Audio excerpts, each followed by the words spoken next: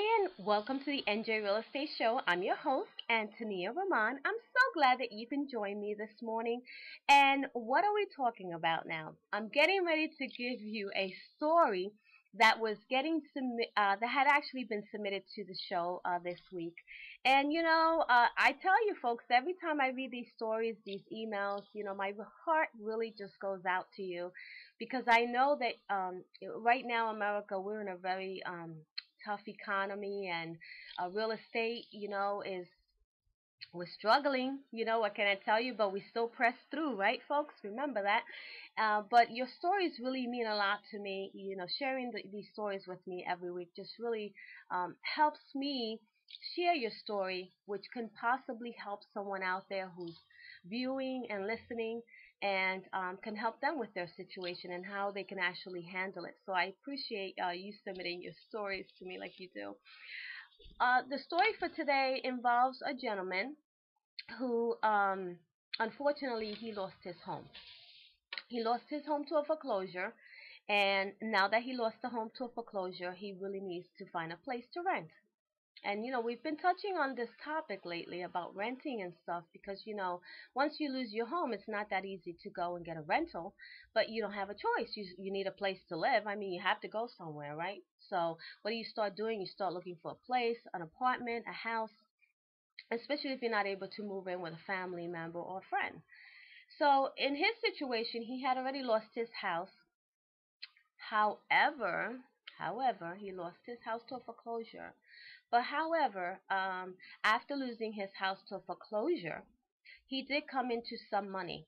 You know, um, I don't know how he got the money, but he did come into a substantial amount of money, which of course he wished at the time when he was losing his home that he had gotten that money so he could have resolved his situation with the home he was losing, and he could possibly have stayed in it. But that's how things work sometimes. Sometimes they our resolutions just show up a little bit later than we intended.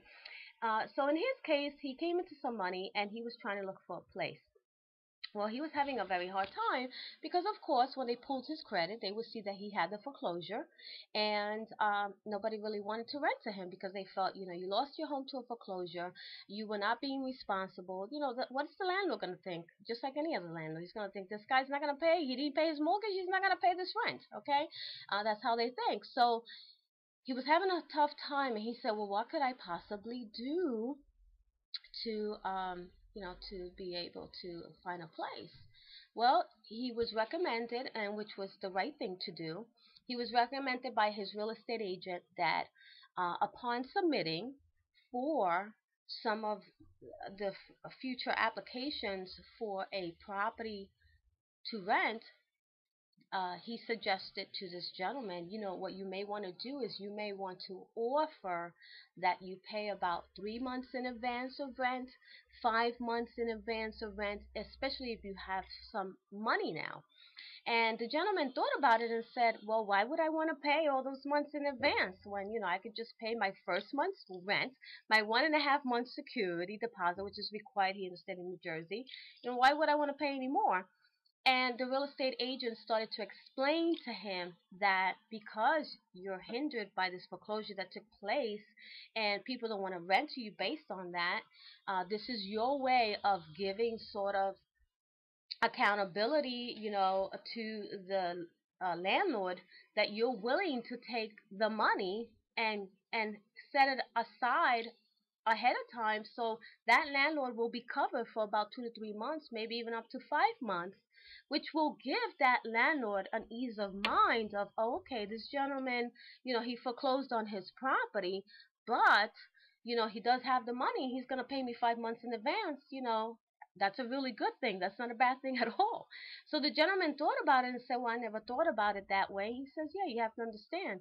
If you don't do something like that to give that landlord somewhat of an incentive, an understanding of, hey, I have a security for 5 months, they're not going to rent to you. And he said, oh, okay, I'll consider that. So he ended up offering this landlord 5 months rent paid in advance, which just gave that landlord an ease of mind to know, okay, I have 5 months paid. I'm covered for 5 months. Because remember, the landlords also have to pay their mortgage. If a tenant does not pay their mortgage, the landlord is stuck.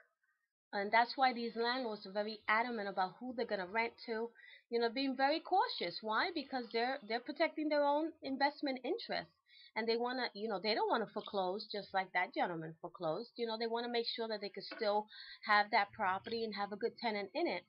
So this is just topic of the top line tip of the day, okay? That we're helping you with, because tenants. I know that there's tenants out there. You foreclosed on your property. You may or may not have some money. You're probably saying to me, yeah, but Anthony, I don't have 5 months like that gentleman have 5 months. I know some of you out there don't have the 5 months, and I understand that.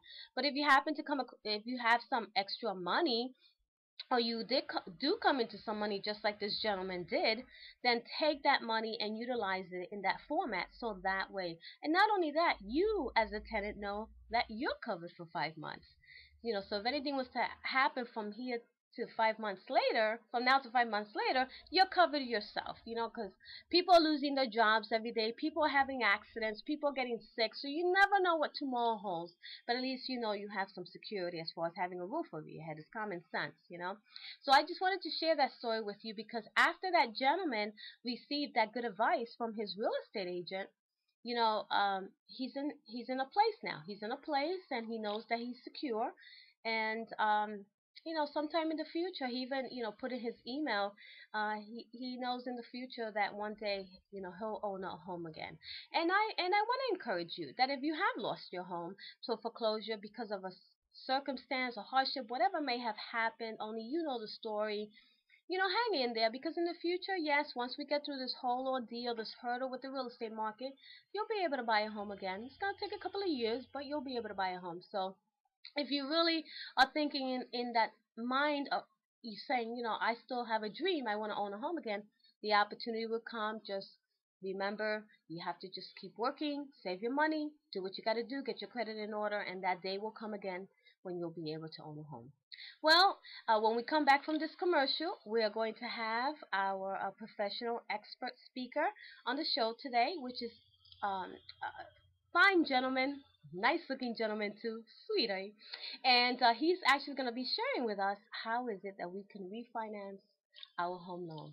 So we'll be right back.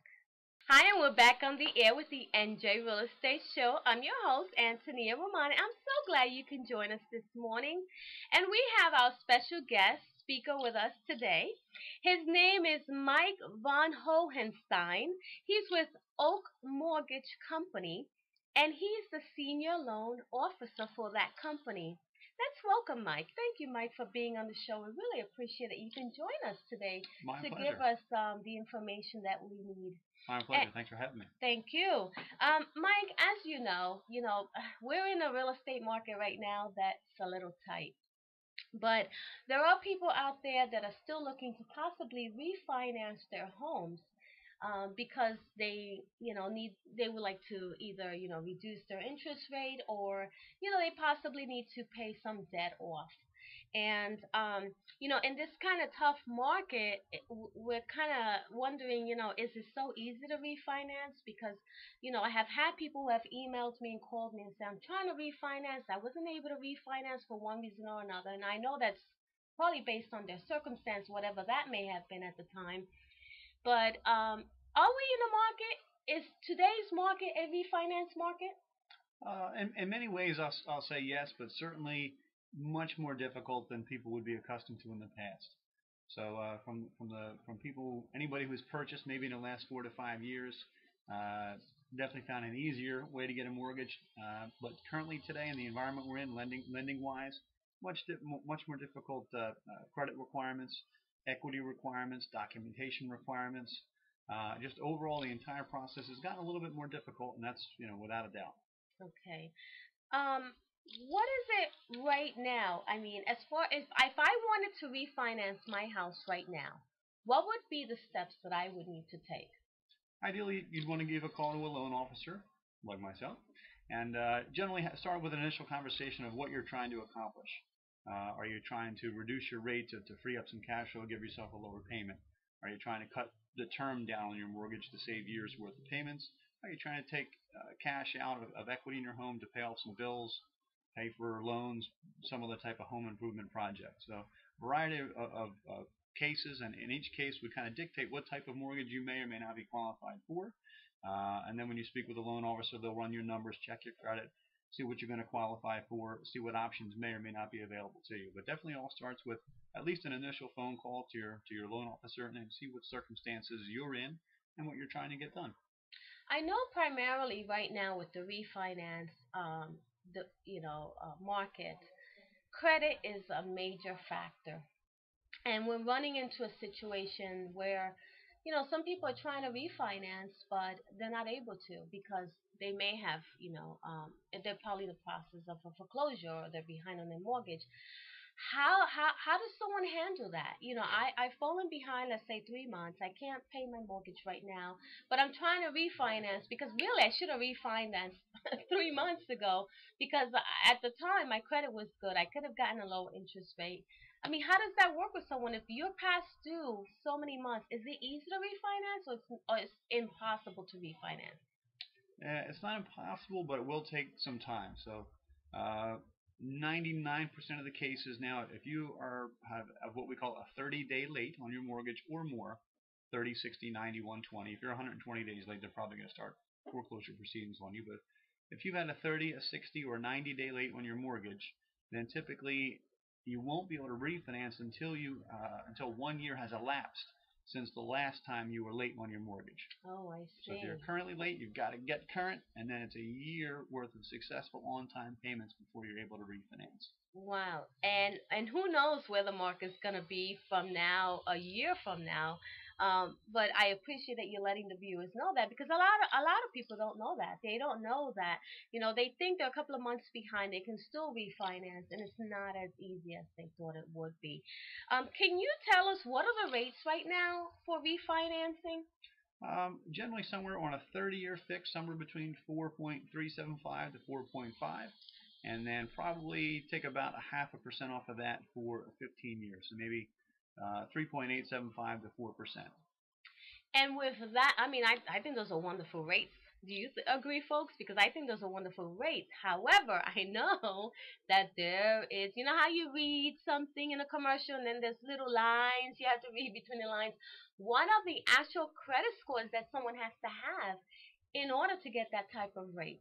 Right. Well, you're definitely right about that. There is a little asterisk that you want to take note of. So typically, to get the best rates, you want to have your credit scores of 740 or higher. And when I say credit scores, there are 3 scores that everyone gets from the 3 major credit bureaus: Equifax, TransUnion, and Experian. And at least 2 of your 3 scores have to be over the 740 to get you the best rates. And to touch on what you said a second ago, yeah, we are still in an extremely low rate environment, probably the lowest rates we've had in the last about 50 years.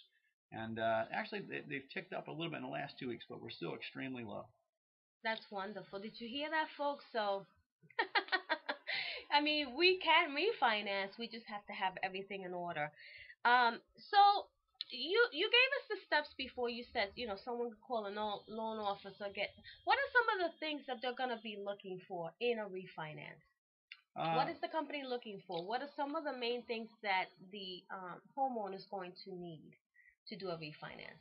Ideally, it would help initially if you had some kind of fair estimation on what your home value would currently be worth.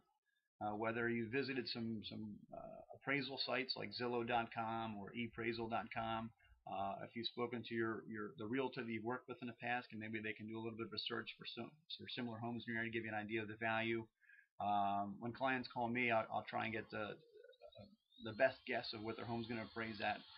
And sometimes I'll even go so far as to call one of my appraisers and just ask them for a ballpark. Just to give me an idea what that home's fair value is currently without having the client to go to the expense of actually paying for the appraisal just yet until we know it's going to make sense for them to move forward.